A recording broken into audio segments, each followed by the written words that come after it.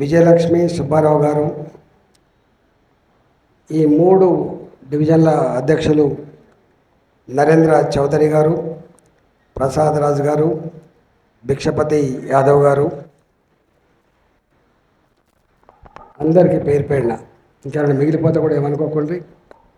సహచర కార్యకర్తలకు, నాయకులకు, ప్రెస్ మిత్రులకి, మేధావులందరికీ నమస్కారం.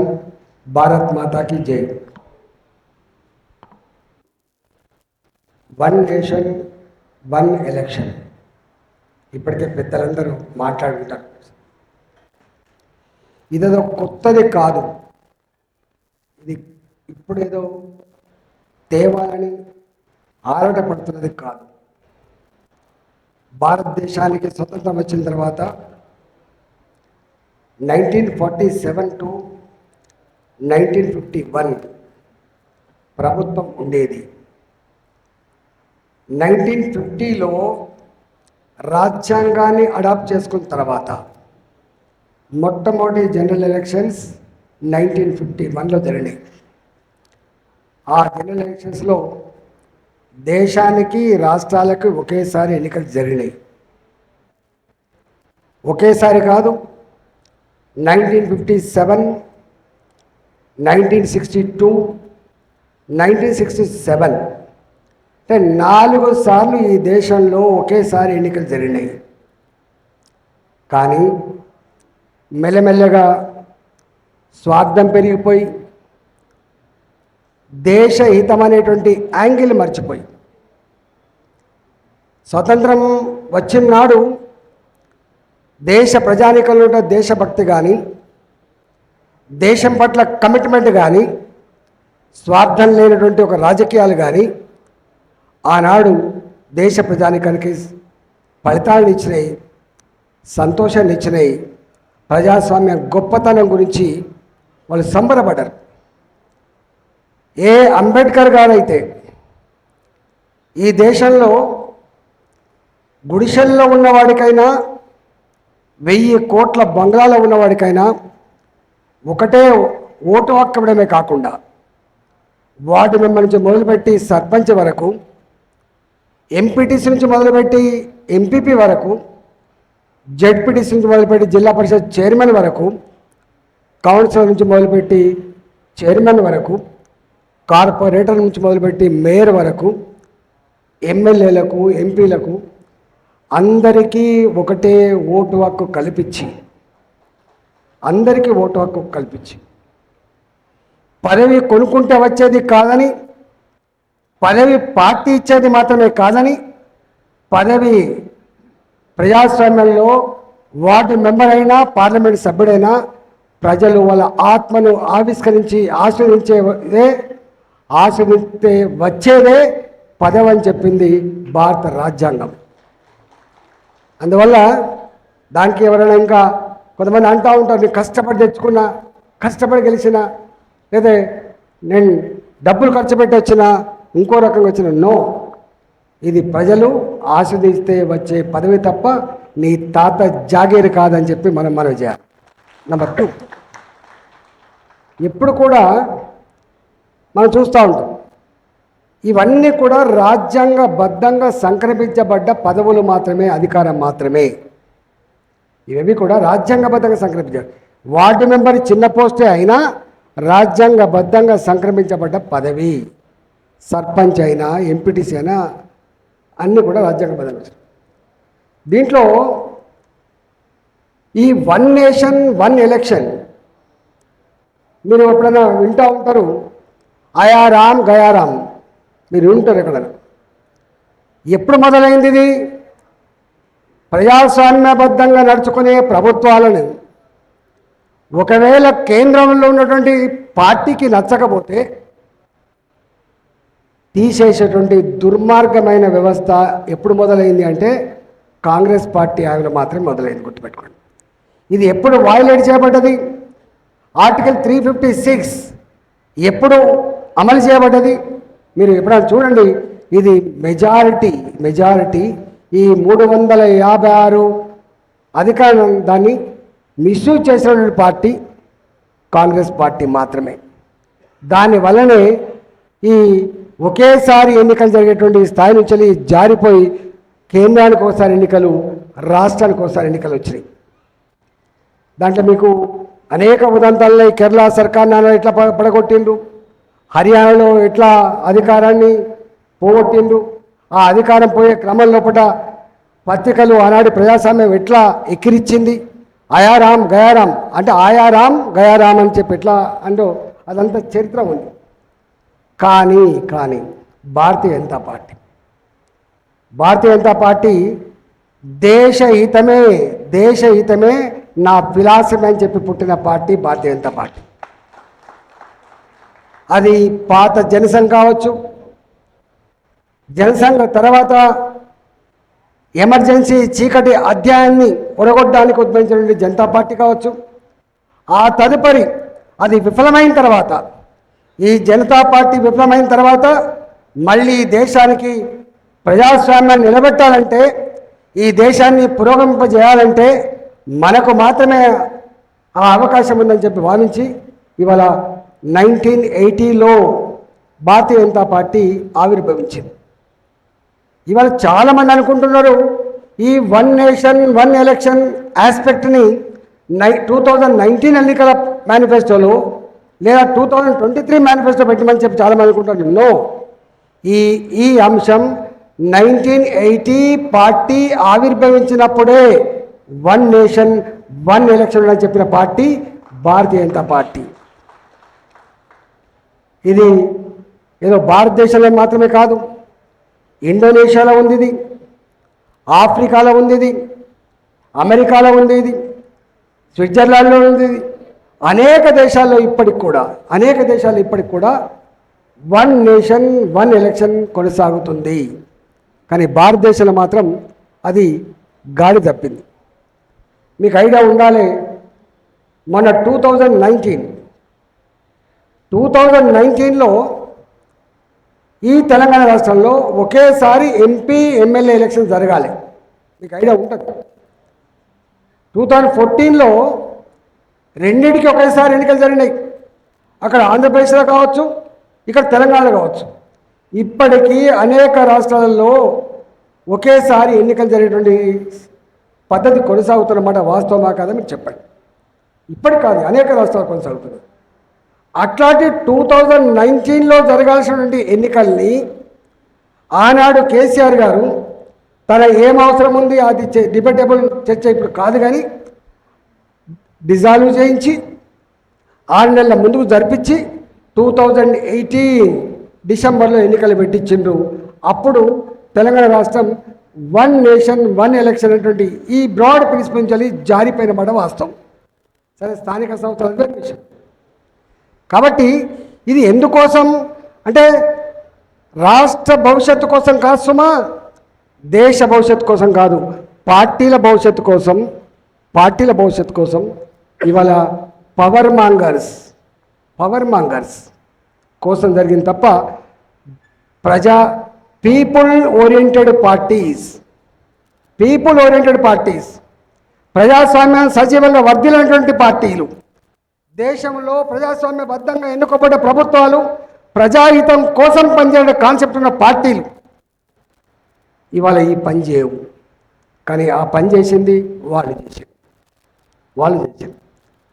ఎమర్జెన్సీ చీకటి రోజుల తర్వాత మీకు తెలుసు, దేశం ఆనాడు సెల్ ఫోన్స్ లేవు, నా దగ్గర టీవీలు కూడా చక్కగా లేవు, రేడియో తప్ప ఏం లేదు.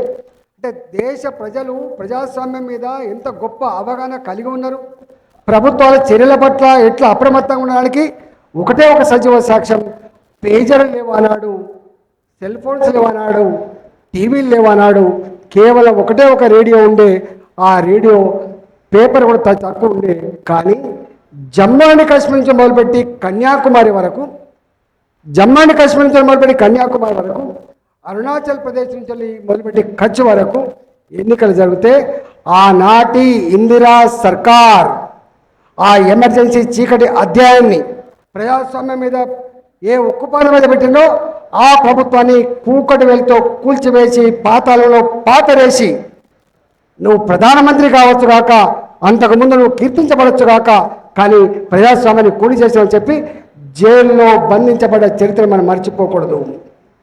స్వయంగా ఆనాడు ప్రజాస్వామ్యాన్ని కూలి చేస్తే చెరబడితే ఇవాళ ఆనాడు జైళ్ళల్లో మగ్గింది ఆనాటి దేశ ప్రధానమంత్రి అనే విషయాన్ని మనం మర్చిపో.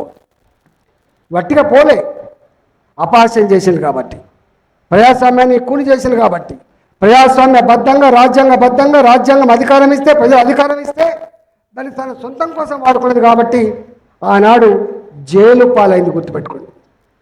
ఆ తదుపరి ఎన్నికలైన అది వేరే విషయం. ఈ మాట ఎందుకు చెప్తున్నా అంటే,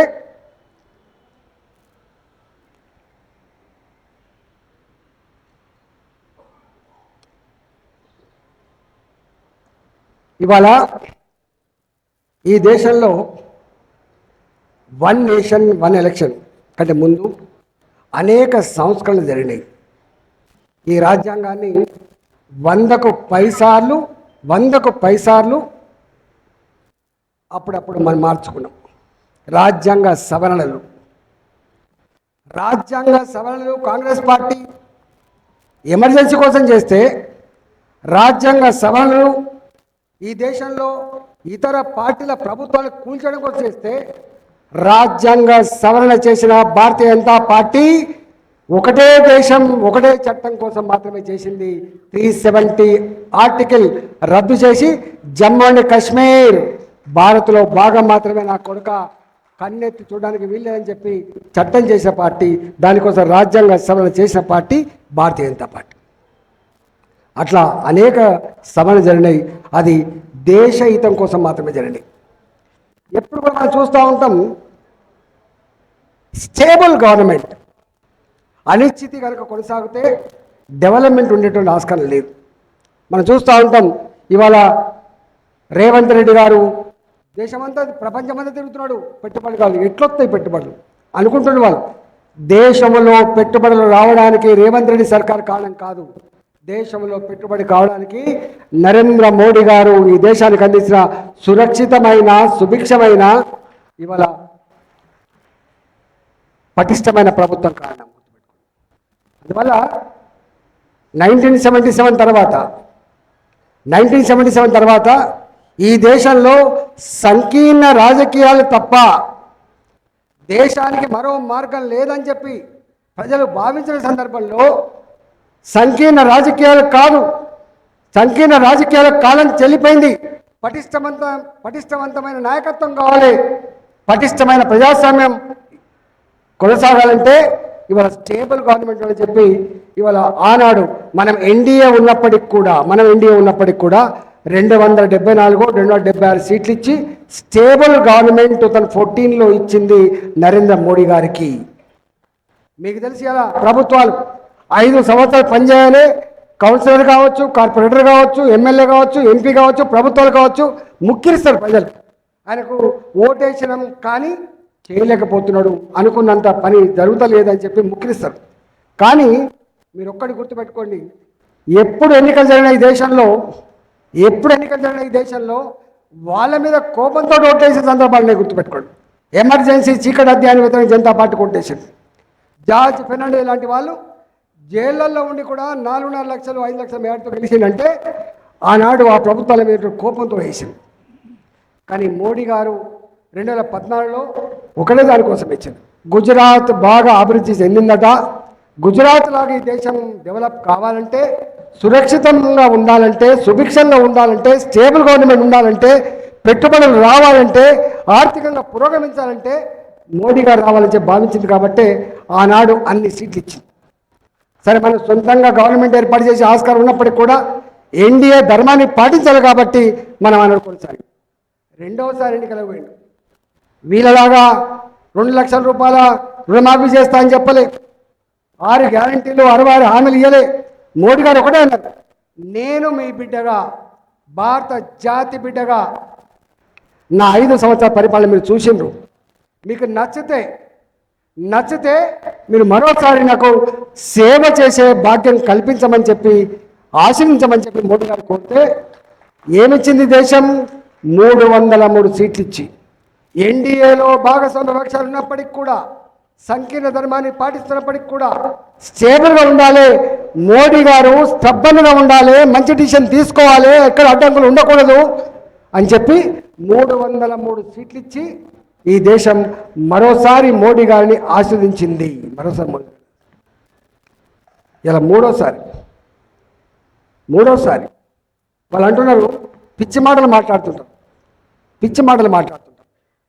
మేము ఎన్నికల తర్వాత అలయన్స్ కాదు సుమా, ఎన్నికల ముందే పార్టీలతో కలయికతో ఉన్నటువంటి పార్టీ. ఇవాళ ఆంధ్రప్రదేశ్ ఉంది, అదే ఎన్నికల ముందే పొత్తు పెట్టుకున్నాం మనం. వాళ్ళు పోటీ చేసే సీట్లన్నీ, వీళ్ళు పోటీ చేసే సీట్లు, అంటే అనేక రాష్ట్రాలు పొత్తు పెట్టుకున్నాం. ఇవాళకి కూడా అజేయమైన శక్తిగా మూడోసారి అధికారాన్ని చేపట్టిన చరిత్ర జవహర్లాల్ నెహ్రూ తర్వాత నరేంద్ర మోడీ గారికి మాత్రమే దక్కింది. ఆనాడు స్వతంత్రం వచ్చిన కొత్తలో దేశభక్తి ఉండేది కాబట్టి, నిస్వార్థంగా ఉండేది కాబట్టి, ఆనాడు డబ్బులు అంటే ఏందో తెలియదు కాబట్టి ఆనాడు చేయగలిగిండు, ఆనాడు గెలవగలిగిండు వాళ్ళు. కానీ ఇవాళ మీకు తెలుసు, సర్పంచ్ ఎన్నికల పోటీ చేయాలంటే ఏం కావాలి, కౌన్సిలర్ ఎన్నికల పోటీ చేయాలంటే ఏం కావాలి, ఎమ్మెల్యే ఎంత ఖర్చు పెట్టాలి, ఎంపీ ఎంత ఖర్చు పెట్టాలి, ఇట్లా డబ్బులు రాజ్యమవుతున్న ఈ రోజులలో, స్వార్థమే ఎజెండాగా ఉన్న ఈ రోజులలో, ఎక్కడ ఏం దొరుకుతుందని చెప్పి ఎదురు చూసే ఈ రోజులలో మూడవసారి కూడా ప్రధానమంత్రి నరేంద్ర మోడీ గారిని గెలిపించిందంటే ఈ దేశ ప్రజానికం ఎటువైపు ఆలోచిస్తూ మనకు అర్థం కావాలి. ఈ పరిస్థితులలో గెలిచిండడం మనకు అర్థం కావాలి. మూడోసారి గెలిచి వారు ఒకటే మాట అంటారు, ఇలా దేశంలో నేను ఫస్ట్ టైం పార్లమెంట్ సభ్యుడిగా ఎంటర్ అయినా. అంతకుముందు 20 ఏళ్ళు నేను ఎమ్మెల్యేగా ఉండొచ్చు, మంత్రి ఉండొచ్చు, కానీ ఫస్ట్ టైం ఎంటర్. కానీ పార్లమెంట్ ప్రొసీడింగ్స్ చూసిన తర్వాత, పార్లమెంట్లో మా రాష్ట్రపతి గారి ప్రసంగానికి ధన్యవాదాలు చెప్పేటువంటి కార్యక్రమాల్లో మోడీ గారు లేచి నిలబడి మాట్లాడుతూ ఉంటే మొత్తం గుంపు కట్టుకొని వెళ్ళొకి వచ్చి ఎట్లా డిస్టర్బ్ చేసిండో మీరు చూసారు.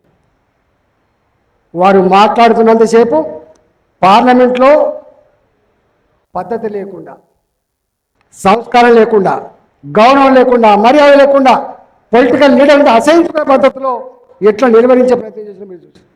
కానీ మోడీ గారు అసహించుకోలే.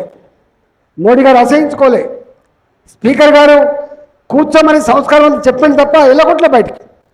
చివరికి ఈ తన పక్కకే ఉండి, తనకు అడ్డంగా ఉండి స్లోగన్ చేస్తున్నటువంటి ఒక ఎంపీకి నీళ్లు తాగు బాబు, నీళ్లు తాగి మరింత గొడవ చేయని చెప్పి ఇచ్చింది తప్ప వాళ్ళు నిర్వహించే ప్రయత్నం చేయలే. That is Modi in parliament. ఈ సన్నివేశం దేశానికంతా కనెక్ట్ అయిపోయింది. ఓహో, వీళ్ళకు ఓట్లేసి గెలిపించిన కర్మానికి మోడీ గారిని అడ్డుకుంటా ఉన్నారు, ప్రజాస్వామ్యాన్ని అడ్డుకుంటా ఉన్నారు, ప్రగతిని అడ్డుకుంటా ఉన్నారని చెప్పి భావించారు. కాబట్టే మళ్ళీ దేశ ప్రజానికంలో ఈ మధ్య ఒక చర్చ జరుగుతూ ఉంది.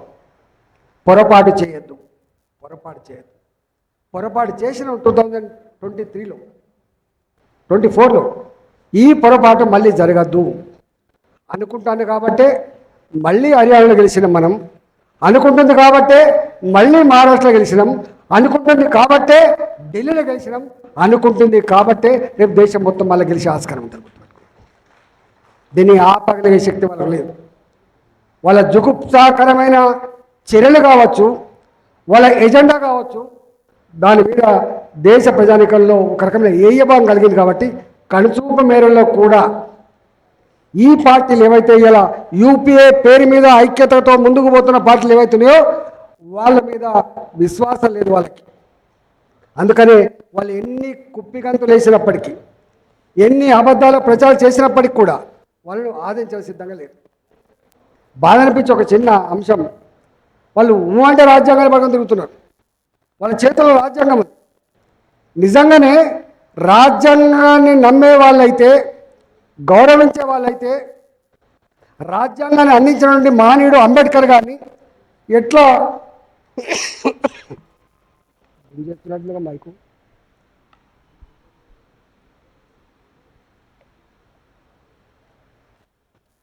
అంబేద్కర్ గారు ప్రపంచంలోనే ఒక గొప్ప మేధావి బిరుదిచ్చింది. దేశంలో భారతరత్నకి కీర్తించబడతారు. బాధ అనిపించే అంశం ఏంటంటే వారేదో ఎస్సీలకు ఎస్టీలకు రిజర్వేషన్లు మాత్రమే ఇచ్చినటువంటి మహనీయుడిగా చూస్తూ ఉంటారు. అది బాధ అనిపిస్తుంది. కానీ ప్రపంచంలో 140 కోట్ల ప్రజలున్నటువంటి ప్రజాస్వామిక దేశంలో పాకిస్తాన్ లాగానో, శ్రీలంక లాగానో,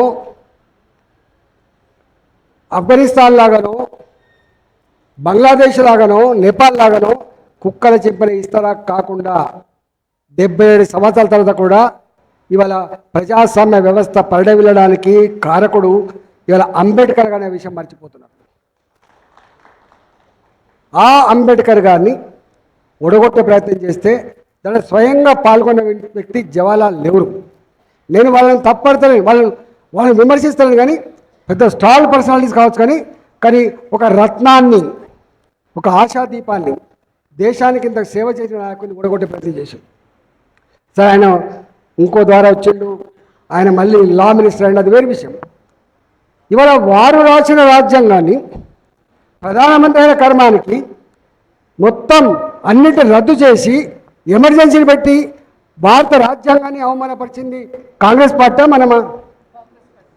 ఆనాడు జైళ్లలో మగ్గింది, లెఫ్టిస్టులతో పాటుగా ఆర్ఎస్ఎస్ కార్యకర్తలు జైళ్ళలో మగ్గిండ్రు, భారతీయ జనతా పార్టీ నాయకులు జైళ్ళలో మగ్గిండ్రు, అలా ఎల్కే అద్వానీ గారి జైళ్ళలో ఉన్నారు, వాజ్పేయి గారు కూడా జైళ్ళలో ఉన్నమాట వాస్తవం. అందువల్ల భారత రాజ్యాంగాన్ని గురించి కానీ అంబేద్కర్ గారి గురించి కానీ ప్రస్తావించే నైతిక హక్కు కాంగ్రెస్ పార్టీకి లేదు. అందువల్ల నేను ఒకటే ఇలా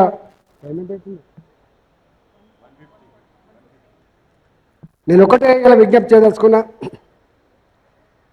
భారతీయ జనతా పార్టీ, నరేంద్ర మోడీ గారు రాజకీయాల కోసం రాలే, మనం ప్రజల కోసం వచ్చినాం. ఎప్పుడన్నా చరిత్ర గుర్తుపెట్టుకునేటువంటి పనులు చేయాలి తప్ప చరిత్ర అసహించుకునే పని చేయొద్దు. రాబోయే తరం, భారత జాతి గర్వించే పని చేయాలి తప్ప మనం కుంగిపోయే పని చేయొద్దు. కాబట్టి అధికారం కోసమా రామా పక్కకు పెట్టు, కానీ చేసి తీరాలని చెప్పి అనేక సంస్కరణలు చేసింది. అందులో మహిళామూర్తులకు దేశంలో అనంత కోటి విశ్వంలో సగం నీవు సగం నేను అని చెప్పి ఏ ప్రవచనత పలికిందో, కానీ వాళ్ళు చేయలేకపోయినరు. దేశంలో మహిళలకు ఇలా 33% రిజర్వేషన్ ఇచ్చి గౌరవించి దాన్ని అమలు చేయబోతున్న పార్టీ భారతీయ జనతా పార్టీ. ఇవాళ మళ్ళీ వన్ నేషన్ వన్ ఎలక్షన్స్ కోసం కూడా ఇవాళ భారతీయ జనతా పార్టీ వీళ్ళు ఎవరు చెప్పినా ఆగే ప్రసక్తి లేదు. మీరు చూస్తున్నారు, ఏదైనా చేయాలనుకుంటే ఆపగలిగే సత్తా వీళ్ళకు లేదు. వీళ్ళ చర్యలు చూస్తూ ఉన్నారు. వీళ్ళు కొంతమంది లేవనెత్తా ఉన్నారు, మా ప్రాంతీయ పార్టీ సంగతి ఏంది, మా కథ ఏంది, ఇంతకుముందు వెంకట గారు చెప్పిండ్రు, చాలామంది చెప్తుండొచ్చు. ఇదంతా వట్టి ఫార్స్. ప్రతిపక్షం అంటే అధికారం పార్టీ చెప్పింది విమర్శించడమే ప్రతిపక్ష పార్టీ సంస్కారం కాదు. ఒకవేళ ప్రతిపక్ష పార్టీ నిజంగా ప్రజల పక్షాన ఉంటే, అధికార పార్టీ తప్పు చేస్తే ఎత్తు చూపే అధికారం ఉంటుంది తప్ప, అధికార పార్టీ ఒక మంచి కోసం, దేశం కోసం పనిచేస్తున్నప్పుడు అది సపోర్ట్ చేయకపోతే సంస్కారహీనమవుతుంది, బాధ్యత లేని తనమవుతుంది, ప్రజాస్వామ్యాన్ని అపాసం చేసే వాళ్ళు అవుతారు. నీవు రాబోయే కాలంలో ఎలిమినేట్ అయిపోతావు తప్ప నీవు కొనసాగేటువంటి ఆస్కారం లేదు. ఇవాళ మనం చూస్తూ ఉన్నాం, దేశంలో 2014లో ఇవాళ స్టబ్బన్గా ఉంటే, స్టేబుల్ గవర్నమెంట్ ఉంటే ఏం ఫలితం వస్తుందో మనం చూస్తూ ఉన్నాం. నిన్ననో ఇవాళ పేపర్లు వచ్చింది, అమెరికాలో వాళ్ళ ప్రెసిడెంట్ని ఇన్ఫ్లుయెన్స్ చేసేటువంటి ఆయనతోటి మోడీ గారు మాట్లాడిందని చెప్పి, నా దేశానికి కూడా పురోగమనం అవసరం ఉంది, మీ సాయం కావాలని చెప్పి వాళ్ళు కోరినట్టుగా వచ్చింది. మీరు చూస్తూ ఉన్నారు, 2014లో 11వ ఆర్థిక వ్యవస్థ ఉన్న భారత్ ఈ 10 ఏళ్ల కాలంలో మోడీ గారి నాయకత్వంలో 5వ అతిపెద్ద ఆర్థిక వ్యవస్థకు ఎదిగింది. రేపు వారు కళ్ళగంటున్నది 3వ ఆర్థిక అతిపెద్ద వ్యవస్థకు ఎదగాలని చెప్పి కళ్ళగంటా ఉన్నాడు. దాన్ని ఆపగలిగే శక్తి ఎవరికి లేదు. నంబర్ 1. నంబర్ 2, ఒకప్పుడు ఈ దేశం అమెరికానో రష్యానో సపోర్ట్ చేస్తే తప్ప నిలబడిన స్థాయి నుంచి ఇవాళ ఎవరికైనా ఆదుకోగలిగే సత్తా సంతరించుకున్న దేశం భారతదేశం. గుర్తుపెట్టుకో, మొన్న ఒక ఆర్టికల్ వచ్చింది, మనకు ఆర్టికల్ వచ్చింది. ఇవాళ ప్రపంచంలో ఏ దేశానికైనా ఆకలేస్తే అన్నం పెట్టగలిగే సత్తా శక్తి భారత్కు ఉంది. కానీ భారత్కి ఏమైనా అవసరం అయితే మాత్రం అన్నం పెట్టగలిగే సత్తా ప్రపంచంలో ఏ దేశాలు లేదని చెప్పి మాట్లాడుతుంటే భారతదేశం ఎంత గొప్పగా ఉందో మనకు అర్థం కావాలి. అనుకుంటాం మనం ఇవి ఉన్నాయి అవి ఉన్నాయి. ఇవాళ మనతో సమానంగా ఉన్నటువంటి చైనా 142 కోట్లు 143 కోట్లు జనాభా ఉన్న చైనా అక్కడ ప్రజాస్వామ్యం లేదు, గుర్తుపెట్టుకోండి. ప్రజాస్వామ్యం లేదు, కానీ 140 కోట్ల జనాభా ఉన్నారు.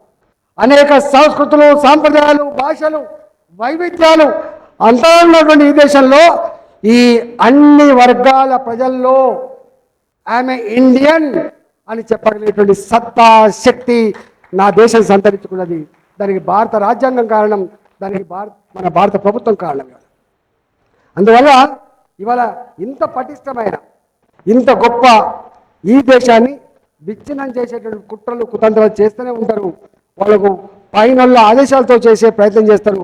దాన్ని తిప్పికొట్టే బాధ్యత తప్పకుండా ప్రజల మీద ఉంటుందని చెప్పి నేను నమ్ముతా ఉన్నా. కాబట్టి ప్రజలు అమాయకులు కాదు, ప్రజలు అమాయకులు కాదు. మనం చూస్తూ ఉంటాం, ఎవరిని గెలిపించానో వాళ్ళే గెలిపిస్తారు, ఎవరిని బొందబెట్టానో వాళ్ళని బొంద పెడతారు. వాటిగానే డాల్బోల్ చేసి గోల్మాల్ చేసి ఓటుకు 3,000 రూపాయలు ఇస్తాం, లేకపోతే వాటికనే నీకు బియ్యం ఇస్తానా, నీకు పెన్షన్ ఇస్తానా, నీకు ఇది ఇస్తున్నా కాదు. ప్రజానికానికి కావాల్సింది నీ బియ్యం కంటే ముందు, నీ బియ్యం కంటే నీ పెన్షన్ కంటే ముందు వాళ్ళకి కావాల్సింది ప్రజాస్వామ్యబద్ధంగా ఉన్న వాళ్ళే చూస్తారు. గుర్తుపెట్టుకో, ప్రజాస్వామ్యబద్ధంగా నడుచుకుంటున్నా చూస్తారు. అధికారం ఇస్తే తన కోసం వాడుకుంటున్నా అధికారం ప్రజల కోసం ఖర్చు పెడుతున్నా చూస్తారు. అన్నిటికంటే ముఖ్యంగా ప్రజలు గౌరవిస్తున్నారని చూస్తారు. ఇవాళ అహంకారం నడవదని చెప్తారు. ఇవాళ మనం చూసినాం, ఇక్కడ జరిగిందేందో అక్కడ జరిగిందో మనం చూసినాం. అహంకారానికి ప్రజలు ఎప్పుడు ఓటు వేయరు, దోపిడికి ఓటు వేయరు. తాత్కాలికంగా మోసం చేస్తుండొచ్చు, తాత్కాలికంగా అబద్ధ ప్రచారాలతో కొంత గోల్మాల్ చేసి గెలుస్తుండొచ్చు, కానీ ధర్మం అంతిమ విజయం, ధర్మాన్ని మాత్రమే ప్రజాస్వామ్యంలో అంతిమ న్యాయ నిర్ణేతలు, అంతిమ విజయం ప్రజల్ని మాత్రమే ఉంటుంది, ప్రజాస్వామ్యానికి మాత్రమే ఉంటుందని చెప్పి దేశంలో 400 సార్లు ఎన్నికలు జరిగినాయి. 400 సార్లు ఎన్నికలు జరిగితే 100 సార్లు దాన్నే చాటింది తప్ప అధర్మం అక్కడక్కడ గెలుస్తుండొచ్చు, కానీ తాత్కాలికంగా గెలిచింది. కాబట్టి నేను ఒకటే, ఈ 1 నేషన్ 1 ఎలక్షన్ దీన్ని విస్తృతంగా ప్రజలకు తీసుకుపోయి దీన్ని ప్రజలకు అభిప్రాయాన్ని కూడా కట్టుకొని ప్రభుత్వాలకి, ప్రభుత్వం చేసే పనికి, మోడీ గారికి అండగా ఉండే ప్రయత్నంలో భాగంగా ఇది చేశాం. కాబట్టి దీన్ని మరింత గొప్పగా తీసుకుపోవాలని చెప్పి కోరుకుంటూ, ఇంత గొప్ప కార్యక్రమాన్ని నిర్వహించినటువంటి స్థానిక నాయకత్వానికి ధన్యవాదాలు తెలియజేసుకున్న భారత్ మాతాకి